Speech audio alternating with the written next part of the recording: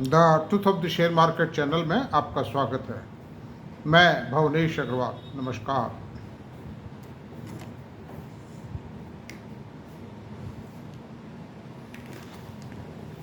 आज बाजार के अंदर थोड़ा सा डाउन साइड मूवमेंट है, वैसे कोई ख़ास बात नहीं है। और डाउन साइड में ये पोजीशन है, सेंसेक्स 634 पॉइंट टूटा हुआ है, यानी कुल 0.77। तो 0.77 टूटना कोई ख़ास बात नहीं, ये टूटा हो सकता है। It's a normal thing, very normal. Nifty 0.78 टूटा हुआ है, 195 पॉइंट टूटा हुआ है। और निफ्टी बैंक 67.20 टूटा हुआ है, लेकिन HDFC बैंक चढ़ा हुआ है। आज तेज है HDFC बैंक, टॉपर है, टॉप गेनर है आज निफ्टी बैंक का। और मिड कैप 311 पॉइंट टूटा हुआ है, 0.53 टूटा। कोई ख़ास बात नहीं, इट्स ए नॉर्मल कोर्स। इतना सा झटका तो लगना ही चाहिए, और ना तो फिर बाजार ही क्या हुआ। एक तरफा कब तक चलेगा? इट वॉज एक्सपेक्टेड, और मैं कहता हूँ 2-3 दिन तक टूटना चाहिए। अच्छा, फिर ये तो इंडिया की बात रही। IT निफ्टी जो है 498 पॉइंट टूटा हुआ है, जो कि 1.23 पॉइंट टूटा हुआ है। पिछले 1.25 माह के दौरान करीब ये शायद दूसरा अवसर है जब ये 500 पॉइंट के आसपास टूटा है आज। तो कोई ख़ास बात नहीं। कोई इंडेक्स 5-7-8 हज़ार पॉइंट बढ़कर अगर 1,000 पॉइंट टूट जाता है तो वो कोई टूटत नहीं कर। इतना करेक्शन मस्ट एसेंशियल है for the compaction of the price and growth of the share, it is very essential. अब हम चलते हैं ऑटो के अंदर 521 पॉइंट टूटा हुआ है, 1.97 पॉइंट टूटा हुआ है। ये सबसे ज़्यादा टूटा हुआ है। उसका कारण है कि टाटा मोटर की रिपोर्ट अच्छी आई है, बात करेंगे भी अपन उस बारे में। टाटा मोटर के बारे में वी विल डिस्कस, लेकिन मैनेजमेंट ने थोड़ा सा प्रिकॉशनरी नोट दिया है, एक हल्का सा है, कोई खास बात। अब एक कारण ये भी है आज बाजार के गिरने का, इंडियन मार्केट्स के डाउनफॉल का एक कारण ये भी है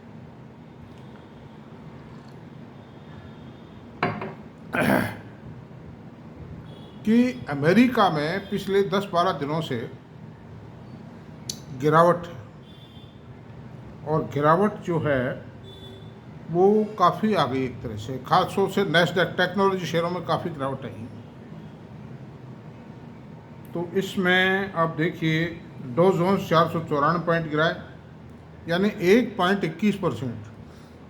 वो भी कोई खास बात नहीं, 1.21 भी कोई बहुत बड़ी बात नहीं है। और नैस्डैक गिराए 472 पॉइंट, ये 2.44 पॉइंट गिराए। इस पर सबसे ज़्यादा मार पड़ रही है नैस्डैक शेयरों में। बढ़े भी बहुत थे और बढ़ेंगे अभी भी, लेकिन कुछ तो चुनाव है वहाँ, और कुछ क्या है कि अभी बात करते हैं, ठहरो। S&P 500 75.62 पॉइंट गिरा हुआ, तो ये 1.37% गिरा हुआ। अंडर दीज सर्कमस्टेंसेस क्या है कि अमेरिका में चुनाव, प्रेसिडेंशियल इलेक्शन है, उसके कारण थोड़ा सा ये ट्रंप साहब के जीतने की जब बात निश्चित हो गई थी और बाइडेन साहब के हारने की बात थी, जब तो बातचार स्थिर था। लेकिन अब जो कमला मैडम आई है, कमला हैरिस इनको कह सकते हैं आप, he is deputy president of America, vice president of America. उनके आने से थोड़ा सा कंपटीशन हो गया है। हालांकि अमेरिका का जो ढांचा, आर्थिक ढांचा और जो वाइड पॉलिसी जो वो इस तरह की है, उनमें कोई बहुत बड़े चेंजेस की गुंजाइश नहीं है, और कर भी नहीं पाता है। कोई बहुत बड़े चेंजेस नहीं कर सकता। थोड़ा बहुत चाइना के प्रति पॉलिसी चेंज कर लेंगे, थोड़ी बहुत इंडिया के प्रति चेंज कर लेंगे, थोड़ा विदेश नीति चेंज कर लेंगे, कोई बहुत बड़े परिवर्तन नहीं। दूसरा खतरा ये है कि इज़राइल ने जो हमास के 3 सरगनाओं को मार गिराया है, उनके देशों में ही मार गिराया है, मतलब ईरान के अंदर मार गिराया है उसको, सबसे बड़ी बात है। उस वजह से थोड़ा तनाव है। ईरान कह रहा है कि मैं बदला लूँगा, मैं अटैक करूँगा। थोड़ा सा जियोपॉलिटिकल सिचुएशन भी थोड़ा अंडर टेंशन है। इस कारण से ही इंडिया की मार्केट और फॉरेन के मार्केट इन 3-4 कारणों से गिरे हुए हैं। दूसरी बात क्या है कि अमेरिका में जो एम्प्लॉयमेंट डाटा आए हैं, they are very poor. Bond yield 4% से नीचे आ गई। इकोनॉमी पर ऐसा महसूस किया जा रहा है कि एक big depression can emerge if the interest rates are not reduce substantially. 0.25% घटाने से काम नहीं चलेगा, क्योंकि ये रेटें अमेरिका की स्थितियों को देखते हुए बहुत ज़्यादा है। अमेरिका की और इंडिया की रेट बराबर है आज की तारीख में, 1% का फर्क है खाली केवल मात्र। तो ये कैसे पार पड़े बताओ आप? ये सब कारण है, इन वजह से है। लेकिन कोई चिंता नहीं है, जो लॉन्ग टर्म इन्वेस्टर है, मीडियम टर्म इन्वेस्टर है, उसको कोई nothing to worry. Indian economy is on the sound path and India की स्टोरी, जो ग्रोथ स्टोरी है, ये इंटैक्ट रहेगी। कंपनियों की फंडामेंटल्स वो ठीक है, किसी का 1 क्वार्टर 2 क्वार्टर में कोई हल्के रिजल्ट आ गए हैं, जैसे इस क्वार्टर में सीमेंट कंपनीज के हल्के रिजल्ट आए, कोई खास बात नहीं है वो मतलब। तो अब चलते हैं, 3 रिजल्ट है कल, 3 जो रिजल्ट तो काफ़ी आए हैं, लेकिन सारों पे तो नहीं संभव रही है, लेकिन 3 जो रिजल्ट हैं उन पर हम चर्चा कर रहे हैं। मेरा भी इंटरेस्ट है उन तीनों कंपनियों में, चर्चा करते हैं।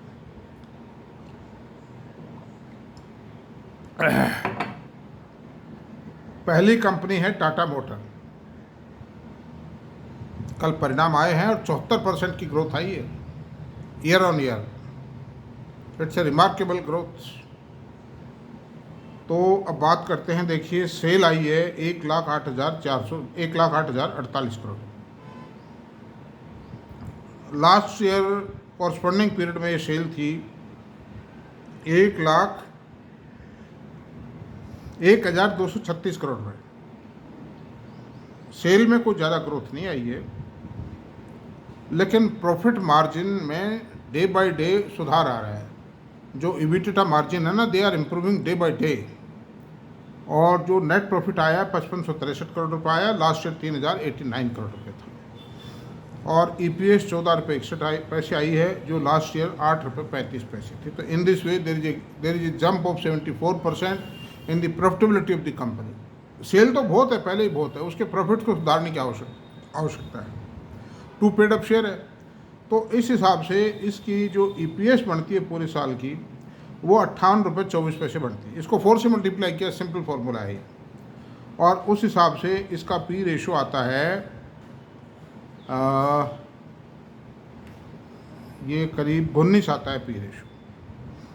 तो 19 का P रेशो इतनी बड़ी कंपनी का, Tata motor the second largest company of India so for private sector is concern, और उसमें इतनी बड़ी कंपनी का P रेशो 19 होना, और जो बहुत बड़े ग्रोथ पाथ पर है, बहुत बड़े कैपेक्स के ऊपर है, मतलब 10,000 करोड़ का प्लांट लगा रहे हैं, मतलब चेन्नई के अंदर इलेक्ट्रिक व्हीकल प्लांट लगा रहे हैं। दूसरा यूरोप के अंदर मतलब इलेक्ट्रिक व्हीकल के प्लांट लगा रहे हैं, जो इलेक्ट्रिक व्हीकल्स जो है उनके प्लांट लगा रहे हैं, मतलब। तो इन दोनों क्षेत्रों में कर रहे हैं, और बहुत बड़े, मतलब जो टाटा की जो महंगी कारें आ रही है, मतलब टाटा की कारें अब सस्ती नहीं है, और उनके अंदर जो टेक्नोलॉजिकल इनपुट है ना, वो JLR टेक्नोलॉजी का इनपुट है। उनकी एफिशिएंसी, उनकी ब्यूटी, उनकी कंफर्टेबिलिटी शानदार है। मतलब मेरे ख्याल से मारुति तो मेरे ख्याल में ठहरती नहीं, जो उनका हायर सेगमेंट है उसमें आप टोयोटो से कंपेयर कर सकते हो उसको, या महिंद्रा से कर सकते हो। तो आज उस लेवल पे टाटा मोटर आके खड़ा हो गया, और डे बाय डे नए नए मॉडल, नए नए काम आ रहे हैं। टाटा का मैनेजमेंट है, कम्प्लीटली प्रोफेशनल मैनेजमेंट है। जो नटराजन चंद्रशेखरन है, वो एक बहुत ही काबिल आदमी हैं, जो टाटा सन्स के चेयरमैन हैं। तो बट नेचुरल है कि ये कंपनी उनके अंडर में है। इन कंपनियों में जो भी मैनेजिंग डायरेक्टर्स होते हैं, वो सब चेयरमैन के मातहत होते हैं। काफ़ी सुधारा है उन्होंने आकर, टाटा ग्रुप एज होल को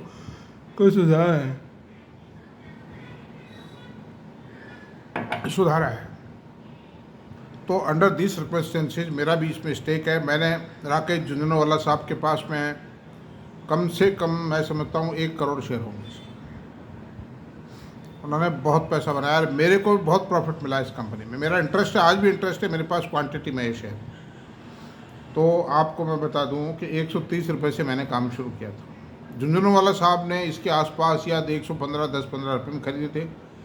हालांकि उनका बहुत बड़ा काम है, मैं भी खरीदता हूँ, ज़्यादा ही खरीदता हूँ, लेकिन खैर अब जो भी है, चाहे 2 शेयर खरीदूँ, लेकिन पकड़ का सवाल बात कर रहा हूँ कि 130 रुपये से मैंने काम शुरू किया था, और मैं बीच बीच में प्रॉफिट भी बुक करता गया, लेकिन अभी मेरे पास अच्छी क्वांटिटी में है। ये टाटा मोटर DVR है मेरे पास है, इसलिए।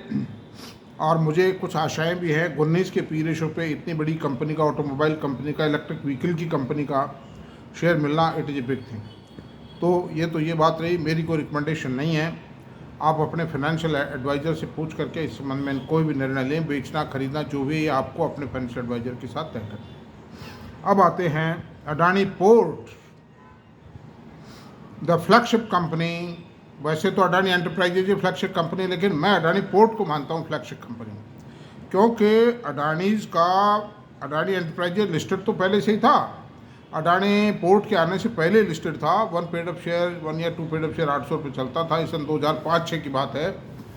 लेकिन जो ठोस, जो सॉलिड नैश जो अडानी पोर्ट में है ना, वो अडानी एंटरप्राइजेज में है।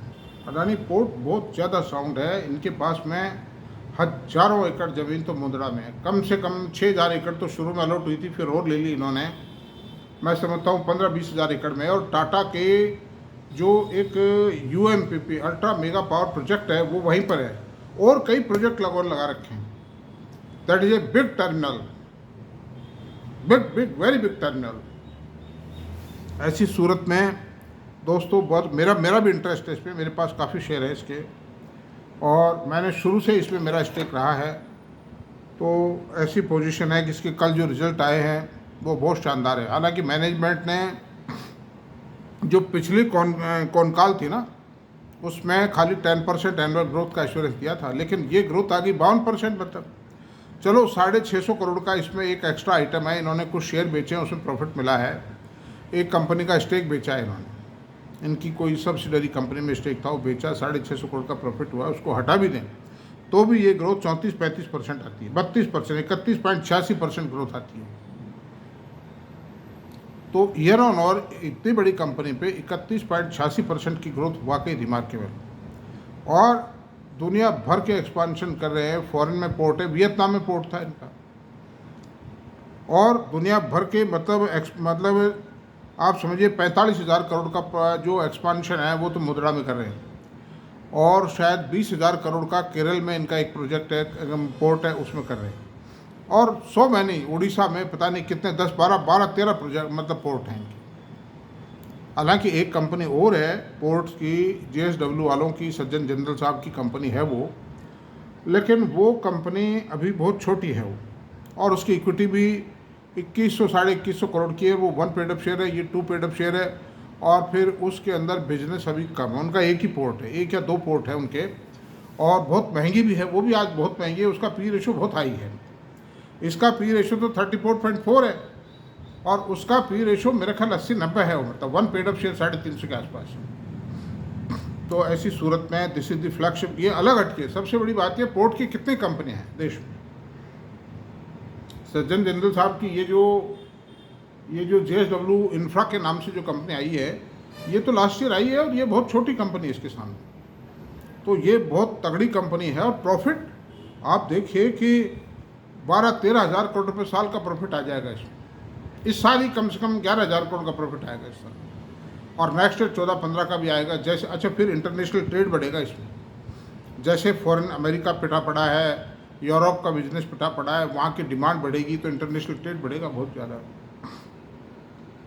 तो उससे ये पोर्ट और डेवलप होंगे, इनकी इनकम और बढ़ेगी। मतलब ये खाली एनालिसिस है। I am not recommending to purchase it. I am simply delivering a lecture in the classroom of college. एक तो मैं बीच में ये कह दूँ कि मैं भूल गया, जिन्होंने मुझे अप्रिशिएशन भेजा, बहुत लोगों ने अप्रिशिएट किया है मेरे वीडियोज़ को, मैं उन सबको धन्यवाद देता हूँ। I award the word of thanks to all of them. और दूसरी बात है, अगर मेरा वीडियो पसंद आता है तो प्लीज़ इसको सब्सक्राइब करें, लाइक करें, शेयर करें, कमेंट करें। Thank you. आगे चलते हैं। तो इसकी जो EPS है वो बहुत ज़बरदस्त आने वाली है। मैं आपसे बता दूँ 55-56 रुपये की EPS इस साल आ जाएगी। और एक एक्सक्लूसिविटी सबसे बड़ी बात होती है, पोर्ट की कितनी कंपनी, पोर्ट की 2 कंपनी, जिसमें सिरमौर कौन, अडानी पोर्ट। और फिर अडानी जैसा एफिशिएंट और कॉम्पिटेंट मैनेजमेंट फिर साथ। ये भी है, कोई सुस्त और सोता हुआ नहीं है। नींद आ रही हो जिस मैनेजमेंट को, ऐसा मैनेजमेंट नहीं है वो। अच्छा, अनदर थिंग, अब तीसरी कंपनी की बात करते हैं। इन सब कंपनियों पे मैं पहले वीडियो बना चुका हूँ डिटेल में, और बनाता रहूँगा समय समय पे। आज भी दे रहा हूँ, पूरी डिटेल बता रहा हूँ इनकी। इंडीजैन, जिस पर मैंने वीडियो बनाया था 3-4 दिन पहले, तो इंडीजैन का आईटी का शेयर है और इसका बिजनेस है फार्मास्यूटिकल कंपनीज के जो क्लिनिकल ट्रायल्स हैं, रिसर्च ट्रायल्स हैं, उनके रिजल्ट्स को एनालाइज करके उनके रिजल्ट्स तलाश करना, एनालाइज करना, और जो मोड ऑफ फाइंडिंग है उसको एक्सक्लूसिवली कंक्लूड करना, मतलब ये सबसे खास बात है। तो इसके भी कल रिजल्ट आ गए हैं, and I am very happy to see the results. I am also holding this share. मेरा इसमें इंटरेस्ट है। मेरी राय गलत भी हो सकती है दोस्तों, मतलब ये मान के चलिए आप। तो राय ये है कि इसका 676 करोड़ का टर्नओवर आया। लास्ट ईयर, पिछले साल का टर्नओवर सेम क्वार्टर का 608 करोड़ रुपये था, और प्रॉफिट आया है 88 करोड़ रुपये। लास्ट ईयर 68 करोड़ था, यानी 29.41% की ग्रोथ आई है प्रॉफिट में। सेल में कम आई है, प्रॉफिट में ज़बरदस्त ग्रोथ आई है। यदि उसके बावजूद आई है 29%, जब एम्प्लॉयज़ का खर्चा इस क्वार्टर में, यानी जून एंडिंग क्वार्टर में, एम्प्लॉयज़ की सैलरी का खर्चा 20 करोड़ रुपये ज़्यादा हुआ है, और it seems that they have granted increment to the employees in this quarter. तो आगे बिजनेस जैसे जैसे बढ़ेगा, इसके मार्जिन बढ़ेंगे, इसका प्रॉफिट क्वांटम बढ़ेगा, इसकी ईपीएस बढ़ेगी। 3 रुपये 67 पैसे इसकी ईपीएस आएगी दोस्तों। तो 3 रुपये को आप 16-17 रुपये से, 17-18 रुपये से कम ईपीएस नहीं आएगी इसकी साल में।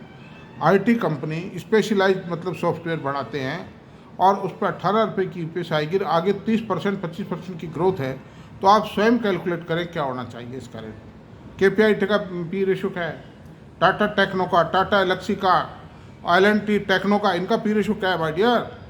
That is above 50। तो अंडर दिस सर्कमस्टेंसेज आप 50 से मल्टीप्लाई कर दीजिए। आप, मैं आपसे बता रहा हूँ 15 रुपये को, 17-18 रुपये को कम लीजिए। 17 को ये करते हैं, देखो 18 को कर देते हैं। 18 इंटू 50, 900 रुपीज़ रेट आता है इसका।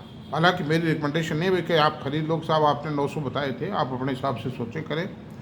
मैं तो मेरी तो आदतें ख़राब है, कैलकुलेट करना, देखना, भालना, डीप में जाना। ये 3 शेयरों के बारे में मैंने आज आपसे बताया है। तो अब थैंक यू। मेरा वीडियो अगर पसंद आया तो प्लीज़ सब्सक्राइब करें, शेयर करें, कमेंट करें, लाइक करें। Thank you very much. मिलते हैं नाले में।